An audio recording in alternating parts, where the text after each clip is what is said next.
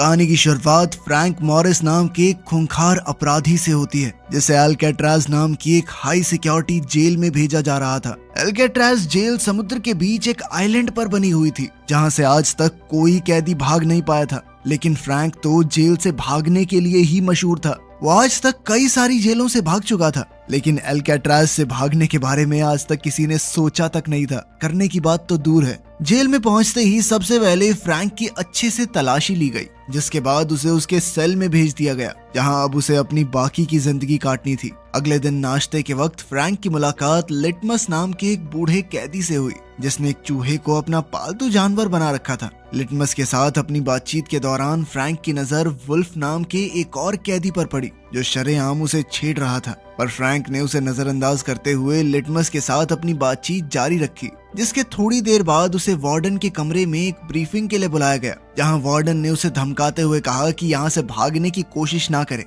क्योंकि उसके जैसे न जाने कितने आए कितने गए पर कोई भाग नहीं पाया। पर वार्डन के इस भाषण के दौरान ही फ्रैंक ने उसके कमरे से एक नेल कटर चुरा लिया, जो वैसे तो बहुत छोटी चीज थी, पर वो जानता था कि अल्काट्राज जैसी जेल में एक छोटी सी चीज भी बहुत काम आ सकती है। और इसीलिए फ्रैंक ने अपने सेल में वापस आते ही उस नेल कटर को बाइबल के अंदर छुपा दिया। थोड़ी देर बाद एक ग्रुप शावर के दौरान वुल्फ एक बार फिर फ्रैंक के पास आया और उसने दोबारा से उसे छेड़ना शुरू कर दिया। पर इस बार फ्रैंक उसे नजरअंदाज करने के मूड में नहीं था और उसने वुल्फ को पकड़कर पीटना शुरू कर दिया। और उसके इस बर्ताव ने जेल के अंदर उसकी एक रेपुटेशन बना दी, जिसके बाद कोई भी उससे फालतू पंगे नहीं लेता था। धीरे धीरे जेल की लाइब्रेरी फ्रैंक का दूसरा घर बन गई, जहां उसकी मुलाकात जेल के लाइब्रेरियन इंग्लिश से हुई। इंग्लिश को भी अल्काट्राज में उम्र कैद की सजा सुनाई गई थी, जिसके चलते अब इंग्लिश बाहर निकलने की कोई भी इच्छा छोड़कर किताबों में ही अपना मन लगा बैठा था। असल में इंग्लिश और फ्रैंक दोनों को ही हिस्ट्री के ऊपर लिखी हुई किताबें बहुत पसंद थी, जिसके चलते उन दोनों में काफी अच्छी दोस्ती हो गई। इसी दौरान फ्रैंक की मुलाकात डॉक नाम के एक कैदी से हुई, जो एक कमाल का कलाकार भी था और वो अपना ज्यादातर समय पेंटिंग करने में लगा था। डॉक का मानना था कि अल्काट्राज जैसी खतरनाक जेल में कोई भी आदमी पागल हो सकता है, पर उसकी पेंटिंग करने की आदत ने ही अब तक उसके दिमाग को ठीक रखा था। उसी शाम फ्रैंक को एक गार्ड ने कारपेंटर की नौकरी के बारे में बताया, जिसमें हर घंटे के 15 सेंट्स की तनख्वाह भी मिलने वाली थी। पर फ्रैंक के लिए जल्द ही मुसीबतें बढ़ने वाली थी और एक दिन जब सभी कैदी अपने अपने सेल्स से बाहर थे, उस दौरान वुल्फ एक बार फिर से लौट कर आया। लेकिन इस बार उसके पास एक हथियार भी था, जिससे वो फ्रैंक के ऊपर हमला करना चाहता था। लेकिन ऐन वक्त पर डॉक ने फ्रैंक को चौकन्ना कर दिया, जिसके बाद फ्रैंक ने अपनी जैकेट की मदद से उस हमले को रोक दिया। अब वुल्फ और फ्रैंक के बीच लड़ाई छिड़ गई और जब गार्ड्स ने उन्हें रोकने की कोशिश की तो वुल्फ ने एक गार्ड पर भी हमला कर दिया, जिसके बाद उन दोनों को ही डी ब्लॉक की सॉलिटरी कन्फाइनमेंट में भेज दिया गया। सॉलिटरी कन्फाइनमेंट में कैदी को अकेले रखा जाता था। ये एक पिंजरा था जहां कोई भी कैदी नहीं जाना चाहता था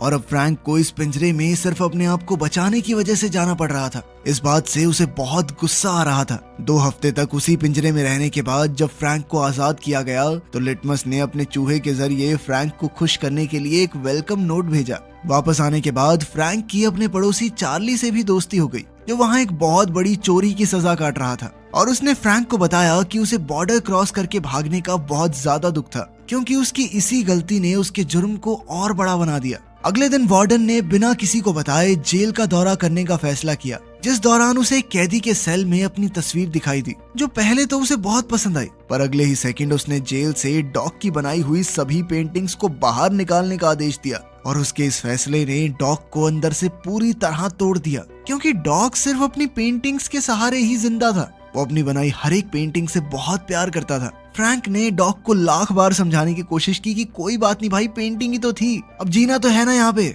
लेकिन डॉक इस सदमे से बाहर नहीं आ पा रहा था और एक दिन शिफ्ट के दौरान डॉक की 3 उंगलियां कट गई, जो कि उसकी वार्डन के खिलाफ एक तरह की बगावत थी। ऐसा होते ही गार्ड्स ने तुरंत ही डॉक्टर्स को बुलाने के लिए मैसेज भेजा और वहीं दूसरी तरफ फ्रैंक चुपचाप खड़ा होकर सिर्फ डॉक को देख रहा था। उसी रात जब फ्रैंक अपने सेल में बैठा हुआ था तो उसकी नजर वेंट से निकल रहे एक कॉकरोच पर पड़ी, जिसे देखकर फ्रैंक को एहसास हुआ कि शायद ये वेंट बाहर निकलने वाले किसी दरवाजे का रास्ता हो। तभी इंग्लिश ने उसे बताया कि असल में वार्डन ने डॉक की सभी पेंटिंग्स इसलिए बाहर निकलवाई थी क्योंकि उसे अपनी तस्वीर पसंद नहीं आई। अगली बार खाना खाते वक्त फ्रैंक की मुलाकात जॉन और क्लेरेंस नाम के 2 भाइयों से हुई, जिन्होंने उसे एक पिछली जेल की मुलाकात से पहचान लिया था और अब अपनी बातचीत के दौरान वो लोग अल्काट्राज के बारे में बात कर रहे थे कि कैसे इस जेल से भागना नामुमकिन था, क्योंकि जेल चारों तरफ से पानी से जो घिरी हुई है और अब उनके मुताबिक उन्हें अपनी पूरी जिंदगी यहीं बितानी पड़ेगी। पर उनकी इस बातचीत ने फ्रैंक के दिमाग में एक नए आइडिया का बीज बो दिया और अब फ्रैंक इतिहास बनाना चाहता था। वो इस जेल से भागने वाला पहला इंसान बनना चाहता था। उसी रात फ्रैंक ने वार्डन के कमरे से चुराए हुए नेल कटर की मदद से अपने कमरे की ग्रिल के आसपास मौजूद सीमेंट को खुरेदना शुरू कर दिया और जैसे ही उसे गार्ड्स के पैरों की आवाज आती तो वो उस नेल कटर को बाइबल में छुपाकर उसे पढ़ने का नाटक करने लग जाता ताकि किसी को भी उस पर शक न हो। समय के साथ उसकी मेहनत रंग भी लाने लगी और धीरे धीरे ग्रिल के आसपास की सीमेंट कमजोर पड़ने लगी। उधर मुलाकात के समय जब इंग्लिश और चार्ली अपने परिवार वालों से मिलने के लिए गए तो इंग्लिश अपनी बेटी से बात करने में काफी हिचकिचा रहा था, क्योंकि उसकी बेटी उसकी गैर मौजूदगी में काफी बड़ी हो चुकी थी और इंग्लिश को अपनी बेटी का बचपन ना देख पाने का बहुत ज्यादा अफसोस था। इधर अपनी बीवी से मुलाकात के वक्त चार्ली को अपनी बूढ़ी माँ की बिगड़ती हुई तबीयत के बारे में पता चला और डॉक्टर के मुताबिक चार्ली की माँ के पास अब सिर्फ कुछ महीने ही बचे हुए थे और इसी चीज ने चार्ली के मन में अल्काट्राज से भागने की इच्छा पैदा की।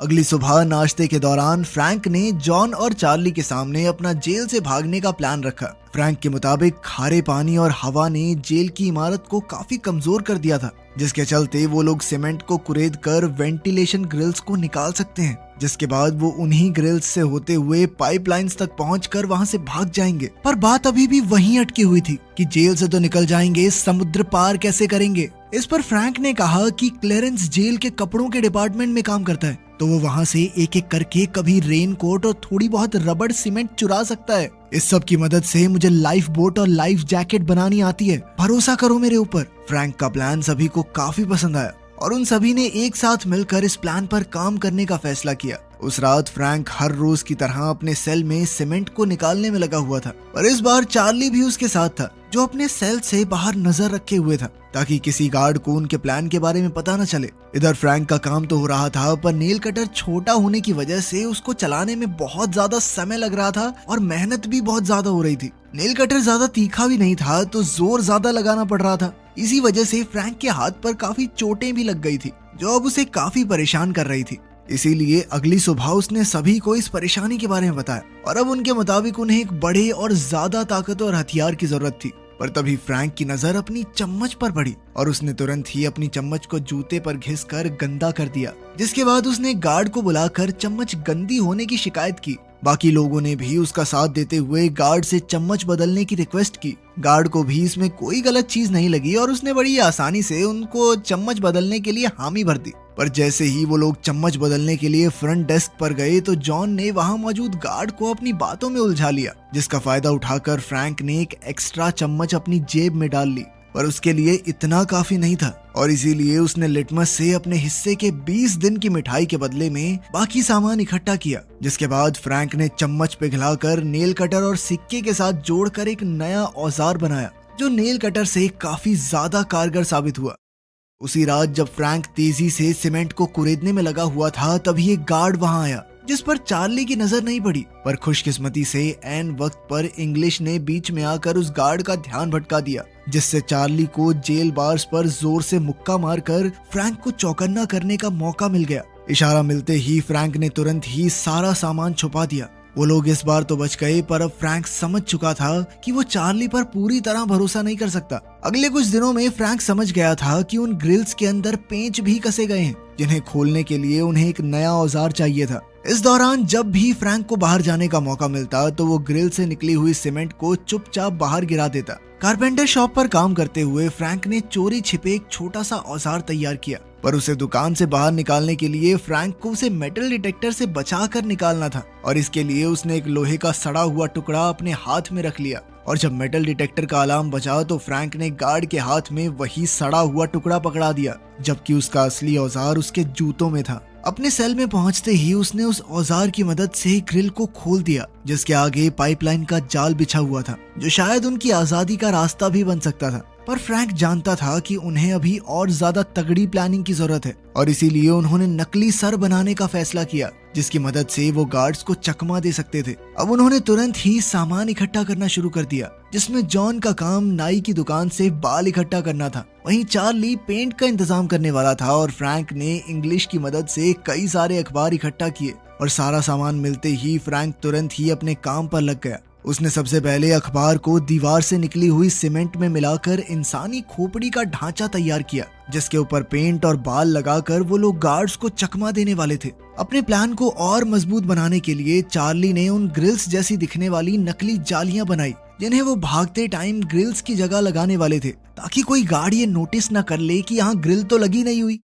एक रात फ्रैंक ने अकेले ही ऊपर जाने का फैसला किया, जिसके लिए उसने उस नकली खोपड़ी और नकली ग्रिल का इस्तेमाल किया। पर पाइपलाइन से ऊपर पहुंचने के बाद फ्रैंक को एक लोहे का दरवाजा दिखाई दिया, जिस तक वो अकेला नहीं पहुंच सकता था। और ठीक उसी वक्त एक गार्ड सभी सेल्स का राउंड मार रहा था। और जब वो फ्रैंक के सेल के पास पहुंचा तो उसे शक तो हुआ, पर इसके बावजूद भी वो लोग किसी तरह से बच गए। लेकिन अब उन्हें समझ आ गया था कि उनके प्लान में कुछ बदलाव की जरूरत है। अगली सुबह फ्रैंक और चार्ली ने पिछली रात हुए हादसे के बारे में बात की, और तब तक जॉन और क्लेरेंस ने भी अपनी अपनी नकली खोपड़ी बना ली थी, जिसके बाद सभी ने इसी प्लान के साथ आगे बढ़ने का फैसला किया। उसी रात जॉन और चार्ली एक बार फिर से उसी लोहे के दरवाजे के पास गए और एक दूसरे की मदद से वो लोग दरवाजे तक पहुंच गए, जिसे पकड़ते ही उन्हें एहसास हुआ कि वो लोग इस दरवाजे को काट सकते थे, और इसके लिए उन्हें काफी एडवांस टूल्स की जरूरत थी। अगले दिन म्यूजिक क्लास के दौरान चार्ली की नजर एक पुराने पंखे पर पड़ी, जिसे देखते ही उसे लगा कि वो लोग इसका इस्तेमाल एक औजार की तरह कर सकते हैं,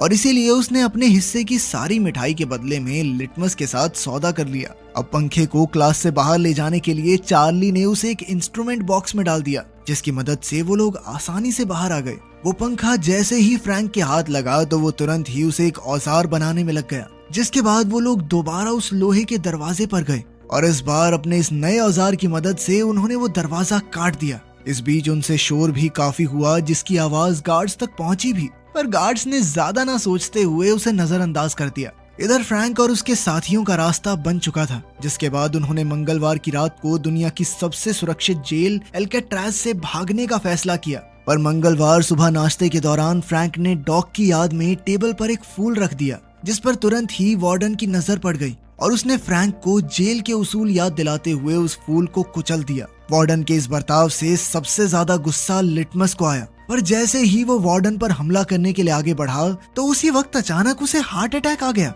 और वो नीचे गिर पड़ा।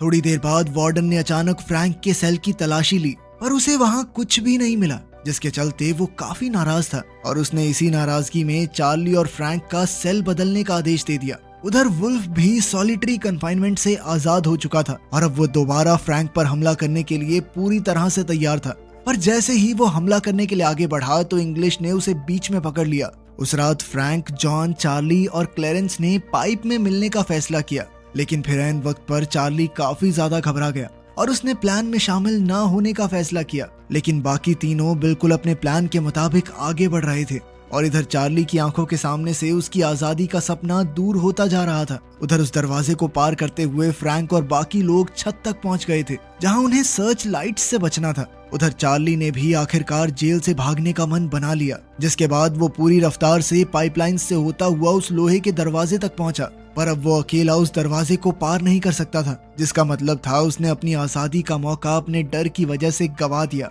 वहीं दूसरी तरफ सर्च लाइट से बचते बचाते फ्रैंक, जॉन और क्लेरेंस जेल की दीवार तक पहुंच गए। उन्होंने देखा कि कहीं आसपास कोई है तो नहीं, और फिर वो चुपचाप दीवार को पार करके जेल से बाहर आ गए। अब वो तीनों कैदी एक रोड को पार करते हुए समुद्र के किनारे तक पहुंच गए थे। वो अच्छे से जानते थे कि किसको क्या करना है, और तीनों शांति और तेजी से अपना काम कर रहे थे। उन्होंने जल्दी जल्दी नाव के अंदर हवा भरनी शुरू कर दी, जिसे मुंह से फुलाना बहुत मुश्किल काम था, लेकिन फिर भी अपनी जान बचाने के लिए उन तीनों ने ये कर दिखाया। और अब वो लोग एल्केट्राज की सरहद से हमेशा हमेशा के लिए दूर जाने के लिए समुद्र में उतर गए। अगली सुबह जब गार्ड्स राउंड पर आए तो शुरुआत में तो उन्हें सब कुछ बिल्कुल नॉर्मल लगा, पर फिर उन्होंने देखा कि फ्रैंक अब तक सो रहा था। उन्होंने जैसे ही फ्रैंक के मुंह से चद्दर हटाई तो उनके पैरों तले जमीन खिसक गई, क्योंकि आज उनके साथ कुछ ऐसा हुआ था जिसकी उन्होंने कभी कल्पना तक नहीं की थी। पूरी जेल में ये बात फैल गई कि कुछ कैदी भाग निकले हैं, फ्रैंक ने अपने सर की जगह पर नकली खोपड़ी जो रखी हुई थी। गार्ड्स ने तुरंत ही अलार्म बजा दिया और जल्द ही ये भी पता चला कि 2 और कैदी भी भाग चुके हैं। जल्द ही उन तीनों की खोज शुरू हो गई। उन्हें ढूंढने में नाव के साथ साथ हेलीकॉप्टर तक का इस्तेमाल किया जा रहा था, लेकिन इसके बावजूद भी फ्रैंक, जॉन और क्लेरेंस का कोई सुराग नहीं मिला। और अब कुछ पुलिस वालों को लग रहा था कि शायद वो तीनों समुद्र में डूबकर मर गए होंगे, पर अंदर ही अंदर वार्डन जानता था कि वो बच निकले हैं और दुनिया की सबसे सुरक्षित कही जाने वाली जेल एल्केट्राज को भी तोड़कर भागने में कोई कामयाब हो चुका है। पर वार्डन के सामने जेल की इज्जत बचाने की जिम्मेदारी भी थी, जिसके चलते उसने दुनिया के सामने उन तीनों को मरा हुआ घोषित कर दिया। लेकिन सच बात तो ये थी कि वार्डन की इस बात पर किसी को भरोसा नहीं था। ये एक सच्ची कहानी है जिसके बाद फ्रैंक जेल तोड़ने वाले जीनियस के नाम से पूरी दुनिया में मशहूर हो गया। 1 साल तक गुप्त तरीके से सर्च ऑपरेशन भी चलाया गया, लेकिन कभी कोई बॉडीज नहीं मिली, जिसका मतलब ये था कि वो बचकर भागने में कामयाब हो गए थे। वीडियो पसंद आई तो लाइक कर देना, चैनल को सब्सक्राइब कर लेना। मिलते हैं अगली वीडियो में।